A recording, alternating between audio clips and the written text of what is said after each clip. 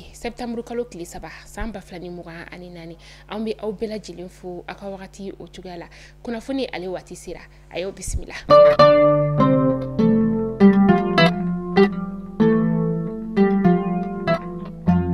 Kunnafoni daminɛ bi an ka cɛmancɛ fanga jamana ɲɛmaa n'o ye Colonel Asimi Goita ye kunu septembre kalo tile 2 san 2024 a taara Chinois ka cakɛyɔrɔba min bɛ ni ale bɛ wele ko Norenko ka baara ɲɛsinnen tɛ fosi ma o de ye ka se ka maramafɛnw ni ka olu dilan u ka jamana o kɔnɔna la an ka jamana ɲɛmaa n'o ye Colonel Asimi Goita ye yani forum dayɛlɛli don cɛ sa ni o ye septembre kalo tile 4 san 2024 a kan ka taa yɔrɔ caman ni ka olu de lajɛ ani maa min kɔni taara ɲɔgɔn fɛ sa o de ye an ka ministre min bɛ nɔ ni ale ɲɛsinnen bɛ sɔrɔ la don koɲɔgɔn ma ni o ye Colonel Sadio Kamara ye ani gouvernement maa dɔw an'olu kɔni taara ɲɔgɔn fɛ nin cakɛyɔrɔba in o kɔnɔna la an ka cɛmancɛ fanga jamana ɲɛmaa n'o ye Colonel Asimi Goita ye u ye baara taabolo ni ka olu yira a la maa dɔw kɔni tun bɛ u kɛrɛfɛ u kɔni tun bɛ ka kuma ninnu bɛɛ lajɛlen bayɛlɛma ni ka a ɲɛfɔ a ɲɛna baaraw bɛɛ lajɛlen kɔni kuncɛtɔla sa an ka ministre ni o ye sɔrɔladon ministre n'o ye Sadio Kamara ye ale kɔni ni cakɛyɔrɔba in ni o ye Norenko cakɛyɔrɔ yɛrɛ sa ani ni maa fila u ye bolonɔbila sɛbɛn ni ka o kɛ walasa an ka finitigilakaw olu bɛ se ka kɛlɛkɛminɛn jolen tɔ ni ka olu sɔrɔ cogoya min na an ka jamana o kɔnɔna la. Bi septembre kalo tile 3 san 2024 an ka jamana ɲɛmaa n'o ye Colonel Asimi Goita ye a y'i kunda Powerchina o kɔnɔna kan Powerchina min ni ale tɔgɔ yɛrɛ dɔnnen bɛ ni Sino Hydro o ye a tagara kun min na sa o de ye baara sira o fanfɛla o ye u ye baara taabolo ni ka o yira an ka jamana ɲɛmaa ale la k'a yira k'a fɔ ko nin cakɛyɔrɔ in ka baara ɲɛsinnen tɛ fosi ma o de ye sira dilan kuranko ka taga se sanuko kɔɲɔw ni a ɲɔgɔnna wɛrɛw olu ma u bɛ olu baaraw ni ka olu de kɛ u ye baara minnu yɛrɛ kɛ an ka jamana o kɔnɔna la yan nɔ o de ye baraji hydroélectrique min bɛ yan nɔ goyinakaw olu fɛ yen nɔ ale ni Feluta olu de ye nin cakɛyɔrɔ in kɔni ni ka ale dilan ani tuguni an ka pankuru jigi kɛnɛba ni o ye Modibo Keita ye an ka faaba kɔnɔna la yan nɔ san 2017 olu de ye a lakuraya fɛnɛ an ka jamana ɲɛmaa ka nin bɔɲɔgɔn ye in na sa ani fɛn min ye Powerchina ɲɛmaa ani o ye ɲɔgɔn kuma ɲɔgɔnya ani o ye chaîne fiye u fila ye ɲɔgɔn kuma ɲɔgɔnya o kɔfɛ tuguni sa baara sira fɛ ani maa tɔw fɛnɛ kɔni ye ɲɔgɔn kuma ɲɔgɔnya nin cakɛyɔrɔ in yɛrɛ kɔni san 2023 kɔnɔna la u ye baara caman ni ka olu kɛ Powerchina a y'a yira k'a fɔ ko fɛn min ye an ka jamana kɔnɔna la yan nɔ baara min bɛ yen nɔ ni ale baara daminɛnen don ni o ye kuranko koɲɛw ye safokaw olu fɛ yen nɔ ni ale mega waati bɛ t'i jɔ 55 la o baara taabolo bɛ olu de bolo a baara kɔni a bɛ sen kan a baara bɛ bolo ɲuman o fɛnɛ kan. Bubakara karamɔgɔ Tarawele ni ale ye an ka ministre ɲɛmaa n'o ye dɔgɔtɔrɔ Choguel Kokala Mayiga ka ladiliba kɛrɛnkɛrɛn ni o ye a kɔni labilala kunu septembre kalo tile 2 san 2024 a kun ɲanginen don san 1 kaso nka a ka sɔrɔladonbaw kɔni ye wele ni ka o kɛ o kɛra sababu sa ni ka a labila ka sɔrɔ kiiri tigilamaw olu ye a ɲangi k'a fɔ ko a kɔni tun kelen don ka nkalon kuma dɔ ni ka olu ta k'o da an ka jamana marabagaw la n'o kɔni bɛ se ka kɛ sababu ye ka jamana basigi ni ka o lombo lamba.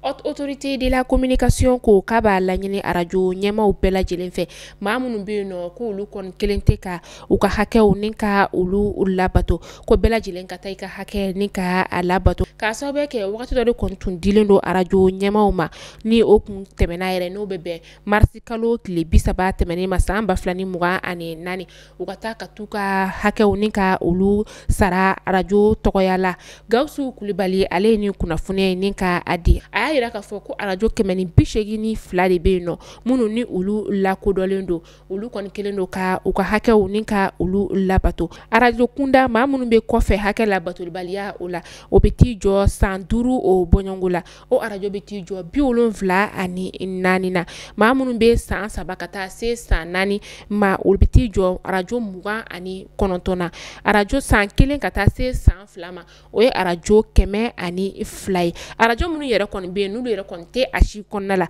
o arajo bɛ t'i jɔ arajo 53 la nin fɔra fɛn min ye autorité de la communication ale ɲɛma o fɛ a kila tuguni ni ka kunnafoniya bɔ k'a bin k'a yira k'a fɔ ko a balilen don arajo so si o kana fɛn min ye farafin furakɛlaw olu ka kibaruyaw ni ka olu di u ka kunnafonidiso olu la laɲini ye fɛn min ye o de ye ka se ka kɛnɛya ni ka o sabati k'a sababuya kɛ farafin furabɔla dɔw bɛ yen nɔ u ka farafin fura kɔni ale bɛ se ka kɛ gɛlɛya ye ni ka lase arajo lamɛnlaw olu ma o de y'a to nin kɔni balilen don ko maa minnu bɛ yen nɔ ni olu kɔni bɛ farafin fura ni ka o feere n'u sɛbɛnfura bɛ u bolo kɛnɛya tigilamaw fɛ k'a fɔ k'u ka kan ka farafin fura kɔni ni ka ale feere ko arajosow bɛ se ka olu kɔni ka kumaw ni ka olu lase ko nka arajoso ni e kɔni minɛna farafin fura bɔlaw olu ka kuma lase la ka sɔrɔ sɛbɛnfura tɛ a farafin fura feerela o bolo i ka arajoso sɛbɛnfura bɛ minɛ la ka tila k'i ka arajoso ni ka ale datugu.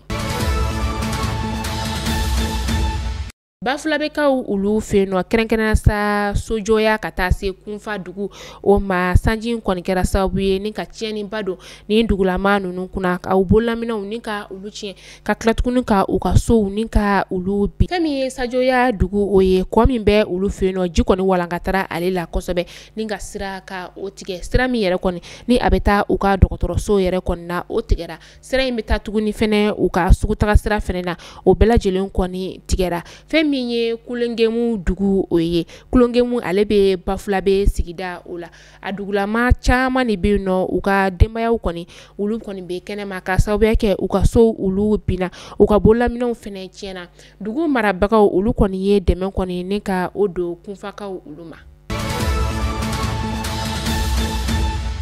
Cɛ fila ni maramafɛn kɔni tun bɛ u bolo u tun bɛ bolimafɛn sen fila o la sibiri tɛmɛnen u ye bolimafɛn dɔ kɔni ni ka ale lajɔ n'a kɔni tun bɛ ka taa ni maaw ye dugutaga o la a kɛra dugu min na sa o de ye Doro ale ni Tinesɛmɛ dugu o ye u kɔni ye bolimafɛn in lajɔ wagati min na u ye bolimafɛn maa o maa kɔni tun bɛ a kɔnɔna la u ye u bɛɛ lajɛlen wajibiya ni ka jigin u jiginnen wagati min na sa k'u bɛɛ ka sɛfɛ wari 1000 ni ka o sara u kelen na cɛ dɔ kɔni tun bɛ yen nɔ ale kɔni ye i ban ni ka a sara o yɔrɔnin bɛɛ la u ye mugujugu kɔni ni ka o wuli a la ka a faga o yɔrɔnin o la maa tɔw kɔni ye u ka wari sara olu kɔni taara u ka sira o fɛ maa min kɔni ni ale kɔni fagara ni maa ninnu fɛ sa u ye ale kɔni suta ni ka taa a bila Gawo Somarabon o la yani a somɔgɔw kɔni ka lakodɔn. Cɛ dɔ ale su kɔni yera juma tɛmɛnen utukalo tile 29 san 2024 a kɛra Nemabugu dugu la Nemabugu ale bɛ Masina a masuruyamaw olu ka fɔ la ko nin tigilama yɛrɛ kɔni ale kun y'a laɲini ka fɔ ko a bɛ a yɛrɛ kɔni faga nka a n'a hakiliw kɔni tɛ ɲɔgɔn fɛ wagati min na a somɔgɔw kɔni hakili taara a kan o tuma de a taara i yɛrɛ fili kɔlɔn kɔnɔ. Jamana jobatola bado ni o ye Dawuda Yatara ye ni bɛɛ b'ale wele ko Sitanɛ an dabama kɔni ka wele sera ale ma kunu septembre kalo tile 2 san 2024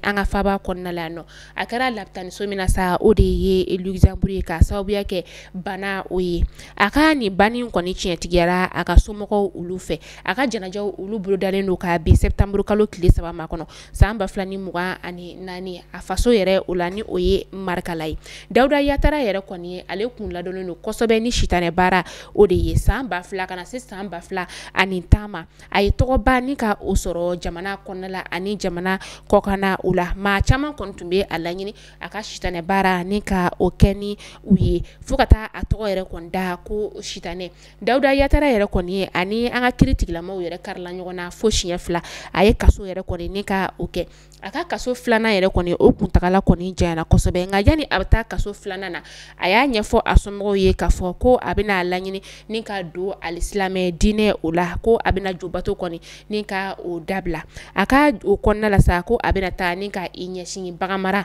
o ma ko ka o kɛ a ka baara ye bɔlɔlɔsiraw kana la ja dɔ kɔni bɛ ka tɛmɛ min Dawuda Yatara ale ni a Seyid Usmani Sherifu Madani Haidara kɔni bɛ ɲɔgɔn fɛ ni o ye Haut Conseil Islamique o ɲɛmaa ye ko a kɔni donna alisilamɛ diinɛ o la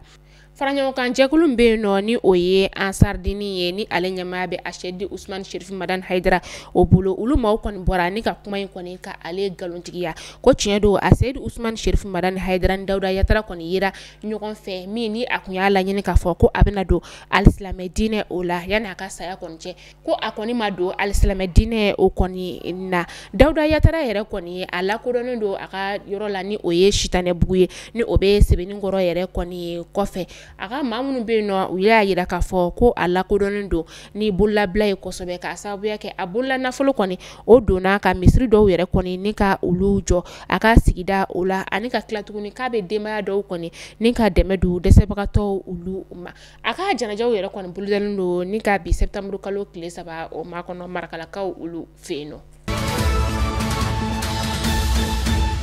Karogɛlɛntinɛ tigilamaw ye bingani wale ta ni ka Barasalango dugulamaw ni ka ulu sɛgɛrɛ an ka jamana ɲɛmaa n'o ye Colonel Asimi Goita ye ale ka ciden ka taga se Nigérienw ka jamana ɲɛmaa fɛnɛ ka ciden ma olu kɔni ye u kunda Wagadugu kan kunu septembre kalo tile 2 san 2024 n'u kɔni taara ka taa tasibila ka o kɛ Burkina jamana ɲɛmaa ale yɔrɔ la ni jamana fila kɔni tɔgɔ la Ibrahima Traoré a ye nin maa fila ninnu kɔni ni ka u bisimila. Utukalo tile 28 san 2024 Ivoiriens ka officier militaire 6 olu kɔni minɛna u ka sɔrɔladon ministre ale kɔni ka yamaruya o kɔnɔna la ni minɛli kɔni kɛra armée française kɔni ale fɛ o officier ninnu kɔni a yirala ka fɔ ko u kɔni tun bɛ ka bɛnbɛnbɛn ni ka o kɛ jamana ale juguya la ka tila tuguni k'a fɔ ko ka jamana kɔni ni ka ale yombo yamba. Rusi jamana ɲɛmaa ni o ye Vladimir Putin ye ale ka bɔli fɔlɔ ni ka yi kunda Mongolie jamana o kɔnɔna ka a bisimila kosɛbɛ Mongolie jamana ɲɛmaa ale fɛ a jiginna wagati min na ni ka bɔ pankurun o kɔnɔna la min ni a taara bɔ ɲɔgɔn ye la ni jamana ba ye ale kɔnɔna la ka kɛ ni mandat d'arrêt international kɔni bɛ Vladimir Putin ni ale kan a taara jamana min o kɔnɔna la maaw bɛ k'u yɛrɛ ɲininka ko ka mandat in yɛrɛ kɔni to a kan ko mun na ni jamana kɔnɔ maa ninnu ma tɛgɛ da Vladimir Putin kan ni ka di CPI maaw olu ma. Mali kunnafoni jabaran najɛbɔ aw tulo garisɛgɛ kɛra ni kunnafoni damadama de ye k'a da u kelen-kelenna bɛɛ lajɛlen tulo kan n'Ala man ka jɔnya joona sini aw ni Asatu Dunbiya aw n'ale bɛ ɲɔgɔn sɔrɔ yan nɔ aw k'an bɛn don n'a nataw la.